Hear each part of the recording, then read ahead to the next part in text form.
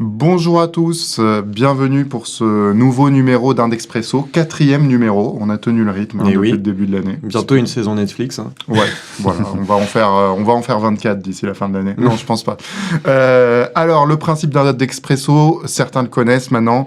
On parle de thématiques autour du marketing digital, du design et du branding.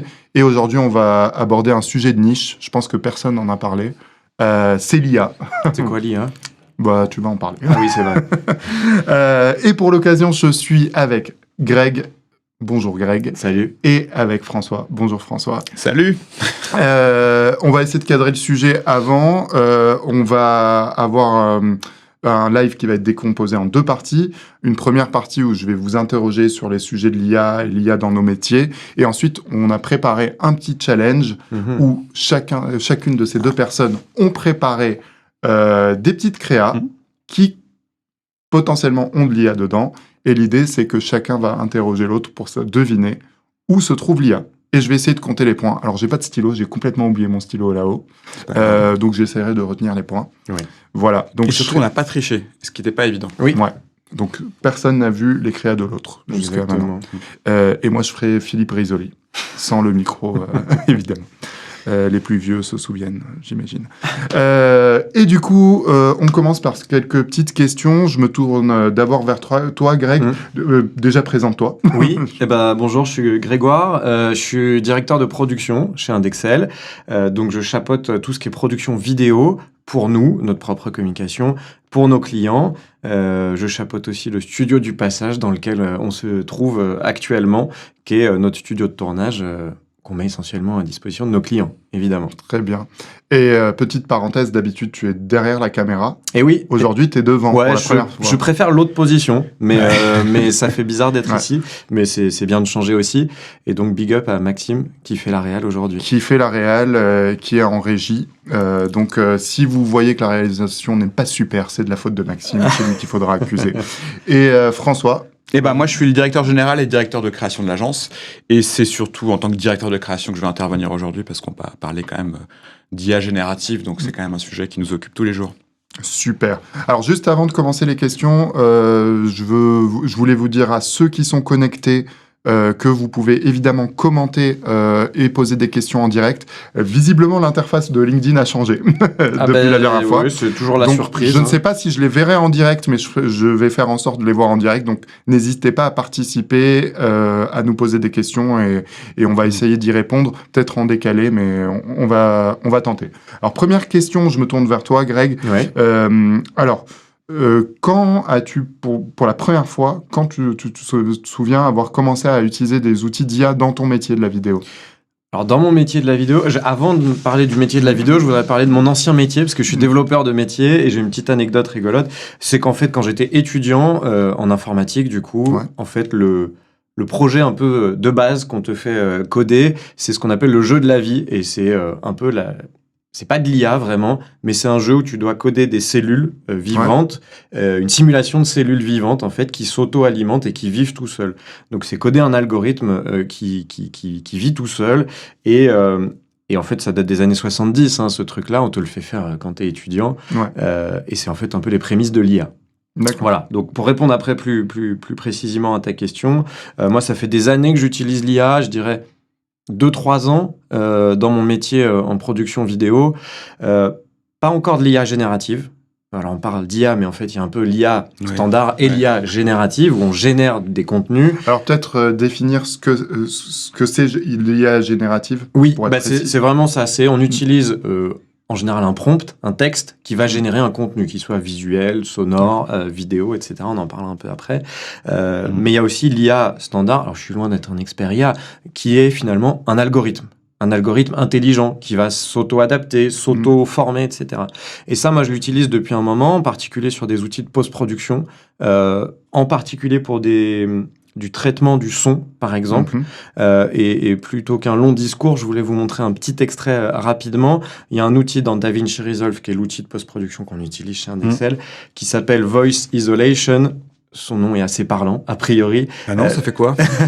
Je vais vous montrer un rapide extrait. Et du coup, Maxime va nous l'envoyer. Voilà, sans l'algorithme, vous allez voir, le son est pas terrible, il y a de l'écho, etc. Donc sans l'algorithme et avec l'algorithme. Et avec l'algorithme Max. Maxime, c'est à toi. Microsoft Dynamics 365 parce que c'était une solution qui nous permettait de suivre et d'accompagner la stratégie de l'entreprise en apportant de la valeur pour son déploiement à l'international. Nous avons choisi Microsoft Dynamics 365 parce que c'était une solution qui nous permettait de suivre et d'accompagner la stratégie de l'entreprise en apportant de la valeur pour son déploiement à l'international. Voilà, donc là on entend plutôt vraiment que dans la deuxième partie, le son est beaucoup plus propre et ça a été fait par l'appui sur un simple bouton. Donc typiquement, là où je me sers de l'IA tous les jours dans mon métier, c'est ça. Et du coup, comment t'aurais fait si on remonte 5 ans avant? Ouais. Comment t'aurais fait? Sans ça, C'était foutu? Non, j'aurais appelé un ingé son, donc c'est le métier. Donc évidemment, le but n'est pas de faire perdre le métier aux ingé sons. Je pense que c'est toujours pareil, ils vont se concentrer sur d'autres tâches. On va en parler. Voilà. Ça. Mais oui, j'aurais appelé un ingé son. D'accord. Et donc, ça t'a fait gagner du temps? Bah, là, j'ai fait un clic. Ouais. Génial. Un clic. Et du coup, je me tourne vers toi, François. Quand est-ce que tu as utilisé l'IA pour la première fois? Alors, pour la première fois, je peux pas te dire, mais en tout cas, ce que je peux... Dans nos métiers. Hein, oui, bien sûr, dans nos métiers.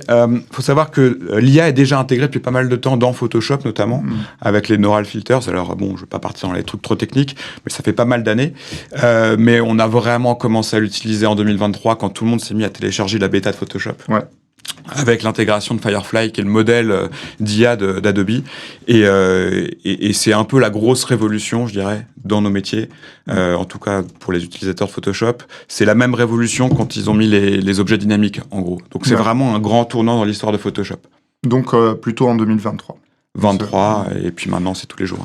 Parenthèse, j'arrive à avoir les commentaires en direct, c'est plutôt mieux que la dernière fois. Merci LinkedIn, merci. Donc merci LinkedIn. Donc n'hésitez pas à poser des questions, à nous interrompre et je verrai sur mon écran. Alors, question pour toi François. Au quotidien, comment ça se traduit aujourd'hui dans la manière de travailler de l'agence? On l'intègre à peu près dans tout ce qu'on produit, j'ai envie de dire, alors que ce soit ChatGPT ou d'autres, parce que effectivement tout le monde parle de ChatGPT, mais il y a plein d'autres. Oui, l'idée aujourd'hui, c'est de parler de toutes les IA. On l'intègre quasiment dans toutes nos recos, on s'en sert aussi au quotidien, mais on a aussi un devoir vis-à-vis de nos clients, c'est déjà de le dire quand on l'utilise, ça c'est important. On en parlera après, mais on a une charte justement pour rien cacher. Ne t'avance pas trop. Avance pas trop. Et ça s'inscrit aussi dans un processus, dans tous les process métiers. Donc, pour le SEO, pour les devs, pour la création évidemment, pour la création de contenu, pour plein de choses. Donc, dans tous les jours, on l'utilise, Et avec une évolution quasi quotidienne dans les outils, quoi. Ouais. C'est vraiment impressionnant. Et du coup, toi, de ton côté, Greg, c'est quoi les perspectives ça a ouvert en vidéo? Alors, tu as parlé des problématiques de son, mais c'est quoi les autres perspectives que ça a ouvert? Alors, pour moi, il y a un truc dont j'ai pas parlé qui est vraiment au quotidien maintenant, et pour le coup, c'est de l'IA générative, puisqu'elle génère quelque chose, c'est le sous-titrage. Il y a eu une réelle évolution des outils de sous-titrage automatique.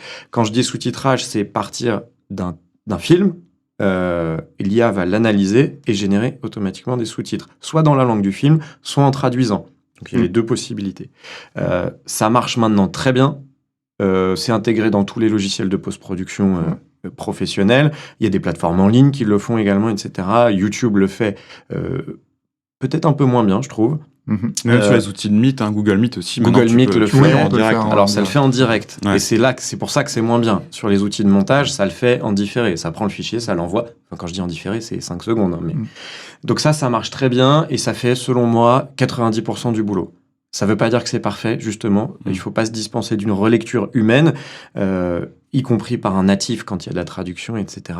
Il y a des problèmes de césure, par exemple. Alors ça marche mieux en anglais, forcément les algos ils sont plus entraînés en anglais parce que c'est des boîtes anglo-saxonnes qui les conçoivent. En français tu as des problèmes de césure sur les sous-titres, donc tu as un article qui va être en fin de sous-titre alors qu'il devrait être sur le début du suivant, mais ça fait 90% du boulot. On gagne des heures concrètement, et y compris des boîtes professionnelles de sous-titrage avec qui on bosse utilisent évidemment ces outils-là maintenant. Mais ce qui est vrai, c'est que ça fait en fait, de manière générale, l'IA, ça fait gagner beaucoup de temps, et ça nous permet, nous tous, vraiment se concentrer sur des tâches à vraiment valeur ajoutée et notre vraie expertise, parce que l'expertise, c'est pas mettre du sous-titrage en fait. Mais non. Est-ce que tu as d'autres exemples dans la vidéo, à part le sous-titrage, où ça avait vraiment révolutionné les choses? Oui, je pense particulièrement à la génération d'images vidéo, pour le coup, donc le cœur de ce que je peux produire, hein, la vidéo. C'est pas encore au point. On a vu il y a quelques jours, quelques semaines, la sortie de Sora, donc c'est l'IA générative de vidéos, d'images vidéo d'OpenAI. Donc OpenAI, ChatGPT, DALL-E, etc. Donc ils savent un peu de quoi ils parlent.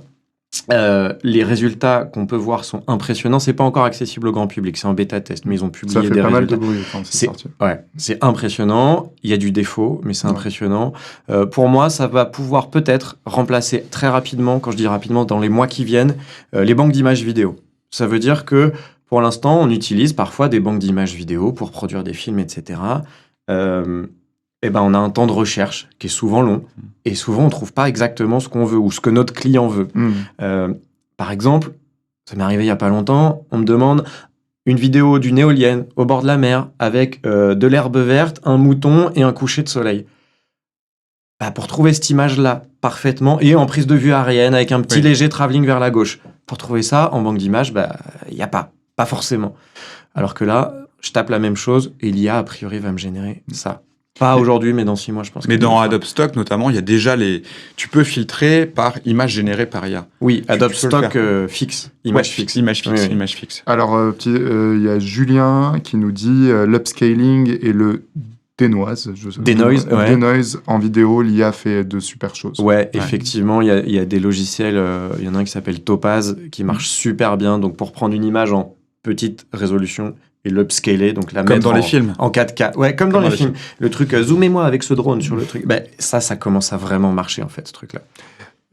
Et le denoise, pour info, c'est enlever le bruit d'une vidéo. Il y a toujours un peu de bruit dans l'image. C'est un peu ce que tu as montré tout à l'heure. Alors non, le bruit dans l'image, parce qu'il y a le bruit. Ah, d'accord, le bruit dans le son et le bruit dans l'image, le fourmillement, disons. On en vient un peu à une question d'organisation. Pour toi, François, en tant que patron d'Excel, qu'est-ce que tu as pu mettre en place? Quelles sont les choses que tu as mis en place pour intégrer ces nouveaux outils dans les process de l'agence? Déjà, on a pris le sujet super tôt parce qu'on n'avait pas le choix. Ça nous concerne évidemment au premier plan. Déjà, il faut qu'on comprenne pour pouvoir l'utiliser, mais aussi pour pouvoir accompagner nos clients, leur expliquer ce qu'on fait, leur expliquer comment aussi utiliser les outils. Donc, ce qu'on a mis en place déjà, c'est qu'on a fait une grande réunion d'une après-midi. On a fait venir des intervenants extérieurs pour que tout le monde ait déjà un vernis de connaissances identique sur l'IA. On a aussi nommé un expert en interne, c'est Adrien. Donc Adrien qui m'a d'ailleurs aidé à faire un doc, enfin une petite surprise pour la fin. Oui, alors non, dis pas trop. Je sais, je dis beaucoup trop. Et qui est directeur artistique. Il est directeur artistique et lui il s'occupe justement de tout ce qui est veille autour de l'IA. Il nous nourrit de ça tous les jours quasiment, il nous montre les nouvelles choses et ça nous permet aussi de grandir un peu sur tout ce qu'on peut proposer pour nos clients. Et puis on a aussi mis, donc je l'en parlais tout à l'heure, une charte d'utilisation de l'IA en place qui nous permet à la fois d'être complètement transparent vis-à-vis de nos clients et puis aussi de tous être d'accord sur ce qu'on a le droit de faire, ce qu'on n'a pas le droit de faire. Parce qu'effectivement, l'IA pose évidemment énormément de problèmes en termes de droit à l'image, en termes d'éthique tout simplement. C'est pour ça qu'on a tendance à plus utiliser Firefly, le modèle d'Adobe, que d'autres, parce que lui, ça a été entraîné sur justement Adobe Stock. Ouais. Entre autres. Il faut préciser que les IA génèrent des images, mais en fait, elles ont besoin qu'on les nourrisse. Évidemment. Elles ont besoin d'un catalogue de base. Évidemment. Voilà. Et donc, par exemple, dans Firefly, on peut pas demander d'avoir, Emmanuel Macron en train de faire du roller. On peut pas. Parce qu'il n'y a pas d'image d'Emmanuel Macron dans le catalogue d'Adobe. Et puis, surtout, il détecte ce qu'on lui demande. Et il y a quelques filtres, quand même. Ouais, il y a des filtres. Oui. Et du coup, tu parlais, on a mis en place un référent IA. Et justement, par rapport à la relation avec les clients, aujourd'hui, moi, j'ai l'impression qu'il y a souvent cette image que utiliser l'IA pour faire quelque chose, c'est un peu mal vu. Parfois, c'est un peu, il y a le côté ah non mais ils sont paresseux, ça a été fait avec l'IA. Ouais. Ou j'aurais pu le faire moi-même. J'aurais pu le faire moi-même si une IA y arrivait. Comment aujourd'hui par rapport à la relation client, c'est quoi le positionnement d'Excel par rapport à l'utilisation de l'IA et le discours qu'on a. Alors, je le sais, hein, puisque je travaille aussi chez Indexel, mais je te laisse t'exprimer sur le sujet. Non, alors, c'est très simple, c'est toujours la même idée, c'est l'idée de la transparence, tant en interne que, évidemment, à l'extérieur. Et quand on utilise l'IA pour produire des choses pour nos clients, on leur dit, ça a d'ailleurs un impact en général budgétaire, parce que c'est moins cher, ça nous fait gagner du temps, donc c'est forcément moins cher. Ça nous permet aussi d'aller plus loin sur certaines propositions. On peut quasiment créer maintenant on en parlait un peu tout à l'heure, des banques images sur mesure grâce à l'IA pour nos clients. Donc ça, c'est une nouvelle offre finalement qu'on peut proposer à nos clients qui n'existait pas avant, mais on le dit. Et pareil, j'ai vu des devis passer sur la production vidéo.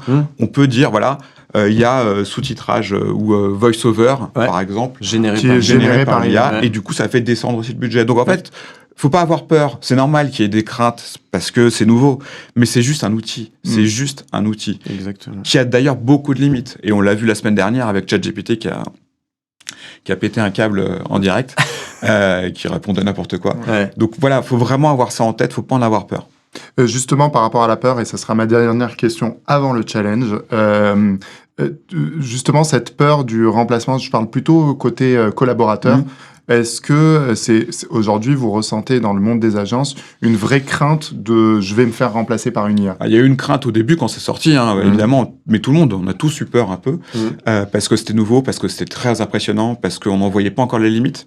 On en voit maintenant les limites. Il y a des métiers, c'est sûr, qui vont devoir évoluer, à peu près tous d'ailleurs. Le métier de retoucheur, par exemple, d'image, ça devient un peu plus compliqué. Les Rothman aussi, ça fait longtemps, mais c'était un super métier dans les agences de pub avant. Ça prend aussi un petit peu un autre tournant. Même le développement en front-end, pareil. Donc voilà, il faut réussir à se réinventer, mais j'ai envie de dire c'est un peu l'essence même d'une agence, quoi. Oui, et des métiers du digital. On fait des métiers aujourd'hui qui n'existaient pas il y a 15 ans, ou pas sous cette forme-là. Donc de toute façon, oui, il faut suivre, évoluer, utiliser ces outils. Mais oui, mais c'est plutôt cool, moi, je trouve. Et c'est plutôt cool, ouais. Et du coup, c'est ce qu'on va faire tout de suite. Et ouais, avec des super exemples. Alors, je vous explique la règle du jeu quand même. Chacun a préparé 3 créations, que ce soit vidéo ou image. Et ces 3 créations, il va les présenter à son adversaire. Et son adversaire va essayer de deviner où se cache l'IA. On commence par une création de François. Alors, c'est que des créations maison, hein. Oui. Non, pas moi. Alors, pas toi. Non, moi, je le dis, non. La deuxième, non. Moi non plus, d'ailleurs. Ah, bah voilà. Ah, d'accord. Il y a un peu de tout. Il y a un peu de tout, tu vois. Ouais. Ok. Alors, première création, c'est François qui la propose à Greg. Alors, tu veux en dire un mot ? Non. On peut diffuser ? On peut envoyer l'image. Alors, Maxime, tu peux y aller. Voilà. Donc, on reconnaît bien Mission Impossible. Donc là, il faut que je dise quoi ? Alors voilà. Qu'est-ce qui a été fait par l'IA et qu'est-ce qui est vrai, qu'est-ce qui est faux ? Est-ce que l'IA a fait quelque chose ? Au vu de la colorimétrie, etc., je dirais que c'est une image qui vient de Spectre, peut-être, le James Bond, évidemment. Sauf que Spectre n'a pas été tourné avec Sean Connery. Donc je dirais que peut-être le personnage a été remplacé ? Alors. Non. C'est pas mal, c'est exactement ça. Alors, le personnage n'a pas été remplacé intégralement. On va diffuser la vraie image de base. C'est juste la tête. D'accord. Et en fait, ce qui est assez intéressant avec ça... Alors, l'outil que j'ai utilisé, ça s'appelle ClipDrop. Ah oui, d'accord. C'est basé sur Stable Diffusion. D'ailleurs, merci à Adrien qui m'a un peu aidé pour faire tout ça. Et puis surtout, il m'a montré des outils que je connaissais pas. Et donc, ClipDrop, c'est un ensemble d'outils accessibles en ligne, pas très cher, assez simple, vraiment tourné autour des métiers du marketing, j'ai envie de dire, parce que en un clic, on peut enlever le fond d'une image. C'est des choses assez simples qu'on peut faire dans Photoshop aussi, mais là, c'est vraiment à la portée de tous. Et donc là, tu prends une photo de quelqu'un, tu prends une autre photo de quelqu'un d'autre, tu lui mets à la place de sa tête, et ça change directement. Ça marche bien. Et ça change même la direction du visage. Alors, c'est pour ça que Sean Connery était un peu bizarre. Oui, il y avait un petit côté, ce qu'on appelle l'Uncanny Valley. Hein. Oui, bien sûr. Légèrement. Non, on peut pas avoir un truc parfait, mais c'est quand même très très fort, très rapide. Je regarde juste mes notes pour le prix, ça commence à 9 € par mois, mais bon, ça augmente vite. Hein. Comme tous les abonnements, ça augmente assez vite. Voilà. Du coup, 1-0 pour Greg. Je tiens à dire que c'était la plus facile de toutes. Hein. Voilà, attends, j'ai peur pour la suite. Tu vas relever le niveau après. Non, mais, donc 1-0 pour Greg. Greg, François, suivante. Je vais te présenter 2 vidéos. Il y en a une qui est générée par l'IA, l'autre qui ne l'est pas. D'accord. Il va falloir que tu devines laquelle est laquelle. Juste, je t'interromps, Ouais. excuse-moi. Tu peux redonner le nom de l'outil? Clip Drop. Clip Drop. Voilà, c'était pour Laetitia. Vas-y. Donc voilà, 2 vidéos. Laquelle est l'IA? Max, on peut envoyer la première. Donc voilà. Ouais, c'est le centre-ville de Paris. Hein, Une c'est ça. belle image. Ouais. Ça dure quelques secondes. Ok. Que t'aies le temps. Voilà. Ok. Est-ce que tu as un avis déjà sur cette image? Joli plan. Ok. Pas un drone, un truc comme ça, je sais pas, Mhm. un hélico. Bon, ouais. On Ok. peut envoyer la deuxième, Max? Ah ouais, d'accord. Super. Ok. Alors, moi, je sais pas, hein, mais... Pas évident. Hein. Alors, c'est super dur. T'aurais pas dû mettre une facile au début. Mais j'aurais dû mettre beaucoup plus vite. J'ai une chance sur 2 en même temps. Ouais. Je dirais que la première, c'est la Pourquoi fausse, parce que je trouve que les lumières, elles étaient quand même vachement, Max, tu peux la renvoyer pendant qu'on parle? vachement compliquées à avoir quand même. Ouais, les couleurs et tout. Ouais. Les couleurs sont quand même un peu waouh. Un peu fake. Ouais. Après, c'est peut-être la télé aussi, quoi, sur laquelle on regarde. Bon, je sais alors... Non, Non. c'est l'inverse. Max, si tu veux bien renvoyer la deuxième, il se trouve que cette image, justement, a été générée par OpenAI, par Sora, c'est la toute nouvelle. Ah ouais, mais IA. d'accord, mais tu prends le truc. Ok. Voilà, Ouais. donc c'est impressionnant. Ouais. La première, c'est un plan de stock d'Adobe, tout simplement. C'est dingue. Hein. Ouais.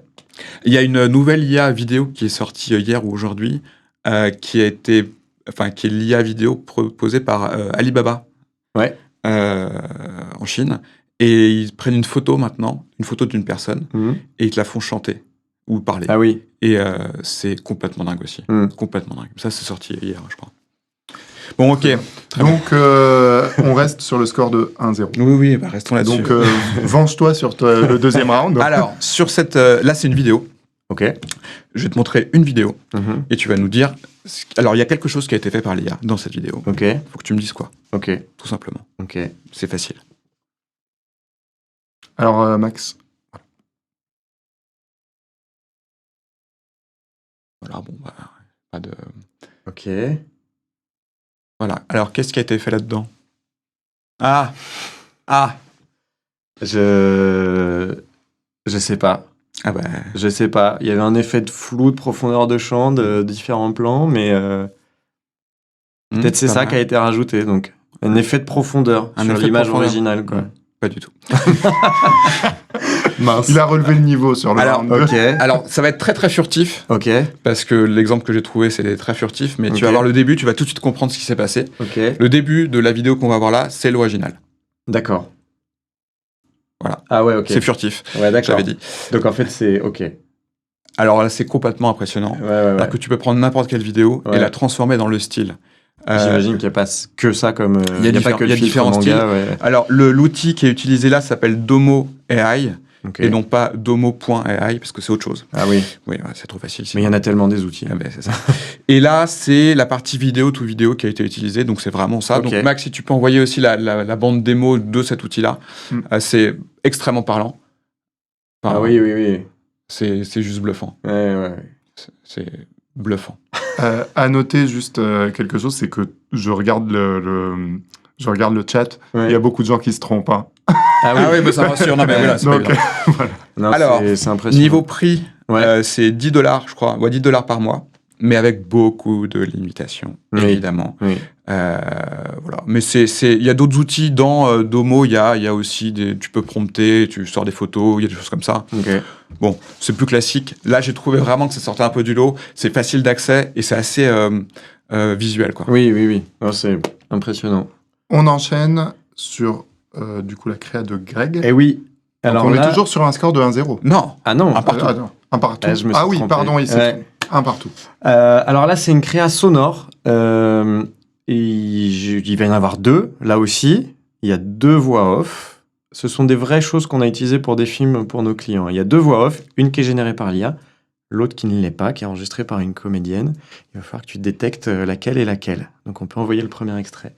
Welcome to 2024. Digital transformation never ends, and the breakthrough trends that have made 2023 an exciting year for innovation will continue to reshape our world in 2024. Ok, donc ça c'était le premier extrait. Donc il y en a l'une des deux, je répète, qui a été générée par un outil text-to-speech. Donc on D'accord. tape le texte et l'IA génère la voix. Si on peut envoyer le deuxième. Welcome to 2024. Digital transformation never ends, and the breakthrough trends that have made 2023 one of the most exciting years for innovation will continue to reshape our world in many exciting ways in 2024. La deuxième, elle est fausse. Et non. Mais arrête, le son est pas dingue, ça fait un peu robot. Alors oui, mais alors il se trouve que c'est un peu la blague, mais j'ai donc en fait nous ce qu'on fait quand on fait des films en général maintenant, on utilise une voix d'IA pour enregistrer le script une première fois pour faire une maquette. En fait, pour moi, à parenthèse, les voix d'IA sont pas encore utilisables dans des films de qualité. Enfin moi je livrerai pas ça à un client. Pour des vidéos de formation, des tutos éventuellement. Ouais, pour faire plus vite. Voilà. Et puis surtout, ça permet d'avoir une unité aussi sonore. Oui, exactement. Pour un film plus qualitatif, on fait donc une première maquette avec une voix d'IA. Et là, j'ai fait ensuite enregistrer par une comédienne que je connaissais pas et qui effectivement a pris un ton un peu robotique. Et là, quand elle m'a envoyé la voix, je me suis dit, mais elle se fiche de moi. Elle m'a renvoyé ce que je lui ai envoyé comme référence. Et donc, non, effectivement... c'était bien c'était premier basé extrait sur cette attention-là, quoi. Exactement. Ouais. Donc ça fait 1-0 toujours, en fait. C'est pas Et un à titre indicatif, là, c'est fait avec Murph.ai. Je pense que le nom de domaine.ai a dû prendre un peu de la cote. Murph.ai, c'est très peu cher. On parle de 10 centimes par minute de voix générée. Donc, Et tu peux les faire chanter aussi ou pas? pas dans cet outil-là, pas que je sache, mais il y en a sûrement plein. Des outils de text-to-speech, il y en a des Et tu dizaines. peux générer aussi le ton, enfin tu peux décider alors, la en fait, tonalité. Quand tu payes ton abonnement, tu as une banque de 150 voix, je crois, et chacune a un ton corporate, publicitaire. Ah, ouais, d'accord. Je raconte une histoire à un enfant. Il y a peut-être même un ton ASMR, je sais pas. Mais voilà. Ok. Il en restait une, il me semble, Il en reste une. de créa. Ah bah bien sûr, oui. Oui. J'ai pas tenu le compte, mais... Il en reste une de moi, mais il faut absolument que je marque un point. Alors là, je vais te montrer une image. Ok. Et alors, pas très compliqué, tu vas me dire ce qui a été fait par l'IA. Ok. Allons-y. Et j'ai respecté aussi un thème, plutôt le cinéma, les choses comme Merci, ça me fait plaisir. Voilà, en c'est plus, pour toi. Chouette film. Waouh. C'est la haine de Mathieu Kassovitz. Qui ressort d'ailleurs, je crois. Il n'y a pas un remake ou un truc Non, comme il y a ça. Un remake, Comédie j'espère musicale. pas, hein. Une comédie musicale, pardon. Ah, d'accord. Alors, qu'est-ce qui a été généré par l'IA dans cette image, qui est très connue en plus, cette image? Bah oui. C'est un des plans les plus connus du film, alors qu'il dure que quelques secondes dans le film. Il y a un petit bug, mais c'est peut-être juste la compression au niveau de sa poitrine. Là, il y a un petit trait horizontal. Peut-être la compression. Ouais. Franchement, je sais pas. Je sais pas. Bah voilà, tu vas voir l'image originale, tu vas comprendre tout de suite. Ok. Là, pour le coup, Ah, voilà, tout ce qui est blanc a été généré par l'IA. sur d'accord, l'image ça a précédente. été étendu, quoi. Voilà, et ça, c'est dans Photoshop. Alors, on peut le faire directement dans Firefly en ligne, Ouais. mais dans Photoshop, c'est facile. Il termine, en fait, le reste. Tu de agrandis l'image. l'image et tu lui dis remplis-moi. Et il remplit.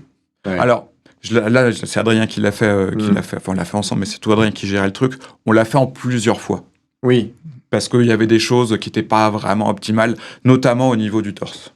Ah, donc, Mais- ouais, le petit bug, Voilà. c'était quand même... Après, le point aussi là, c'est que c'est en noir et blanc, donc c'est aussi un peu plus facile. Hmm. Mais bon, moi j'ai essayé en couleur, c'est extraordinaire. Oui, je vous ai vu bosser sur des extensions, même de bras, de jambes et tout. Ouais. Donc voilà, il manque un La truc sur une image, on difficulté. le rajoute, quoi. Ouais. Exactement. On veut un plan plus large, c'est pareil. La difficulté que les IA ont de moins en moins, mais encore un peu, c'est les mains. Ça a été déjà dit. Il y a souvent redit. trop de Il y a doigts. trop de doigts ou pas assez, Ouais. ou des positions un peu bizarres, c'est le seul point. Ouais. Après, Midjourney, par exemple, qui est une autre Qui est très IA connue. qui est très très connue, Hmm. pour le coup, s'en sort beaucoup mieux que les autres là-dessus.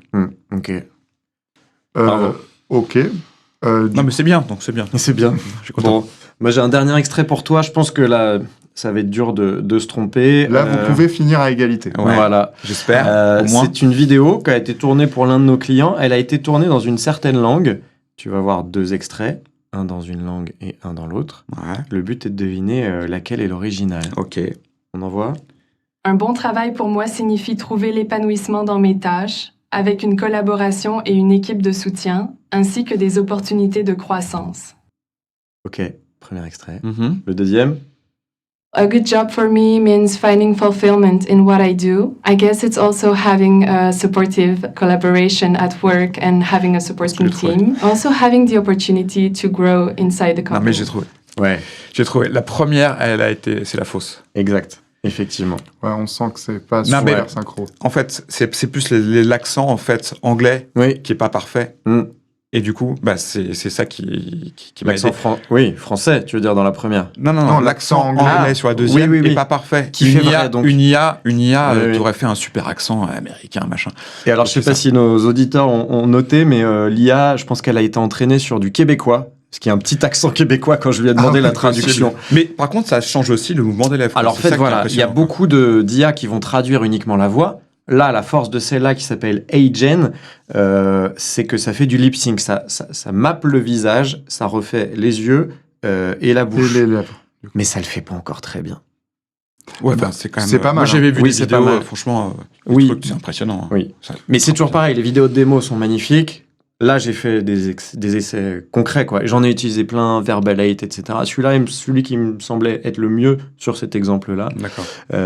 Mais voilà, là aussi, il y a encore du progrès, mais ça va très très vite. Mais Ça après, n'existait pas il y a un an, ces Du trucs-là. coup, ça menace les comédiens. Les comédiens de doublage. Mais hein. pour moi, il y a un vrai truc éthique là aussi. Enfin, oui, même bizarre, en fait, de voir un comédien. Ah, tu me diras, le doublage, en fait, c'est bizarre de base. Après, Oh, ça- après, je pense qu'on revient sur la discussion du début. C'est que si tu veux faire quelque chose de cheap, de rapide, et que t'as pas forcément les moyens d'engager bah des oui. comédiens de doublage, bah tu vas pouvoir le faire. Oui, Et si tu veux quelque chose de beaucoup mieux oui.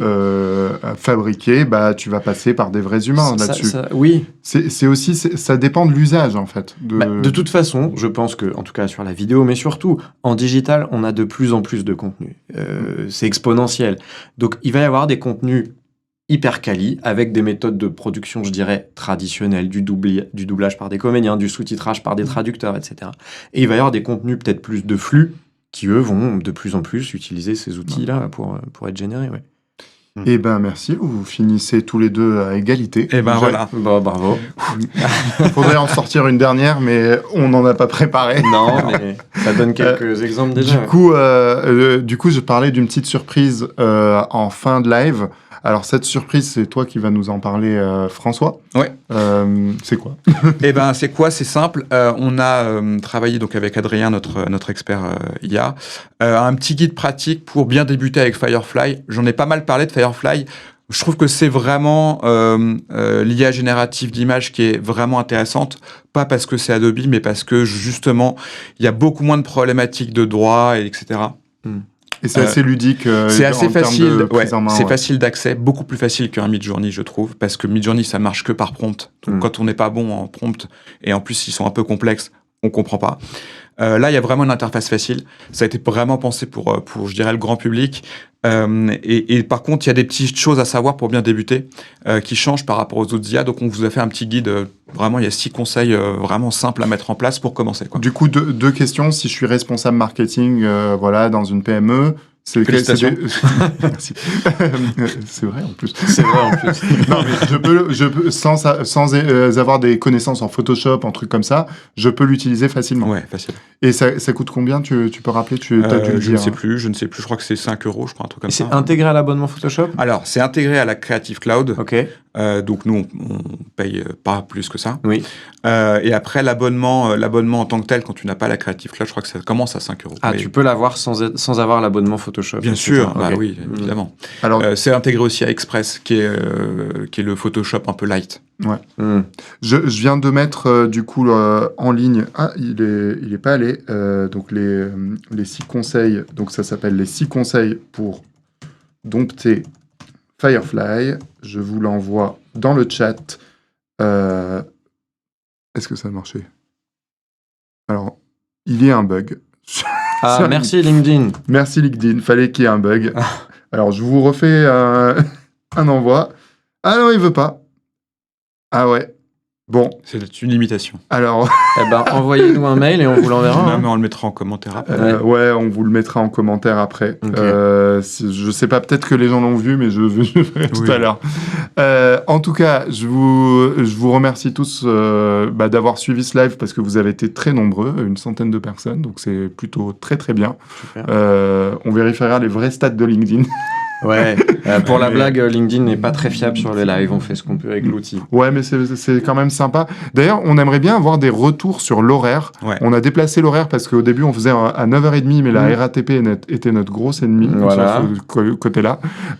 Du coup, parce qu'on a eu quelques C'est accidents. vrai, oui, c'est vrai que c'était un peu compliqué. C'était un peu compliqué. On l'a déplacé à midi. J'aimerais bien avoir un retour si vous aimez bien l'horaire. Est-ce que vous préférez le petit-déj ou le déjeuner Oui. ou on peut faire Voilà. l'heure Alors, on d'apéro. m'indique qu'on voit le lien, alors que moi, je le vois pas. 3 Donc, fois. Bon, bah, tant mieux, c'est l'essentiel. Super. Donc, en tout cas, n'hésitez pas à le télécharger, à revenir vers nous si vous avez des questions sur l'IA. Vous avez nos contacts sur LinkedIn, vous pouvez nous trouver. Rendez-vous pour Indexpresso numéro 5. Mais quel est le sujet du coup? À la fin du mois. Oui, on connaît le sujet. C'est la première fois qu'on va annoncer le sujet avant. Ça va être du SEO. Alors, on va beaucoup parler de Google SGE et je recevrai à cette occasion Yasmina, notre spécialiste SEO, qui sera avec moi sur le plateau. Voilà.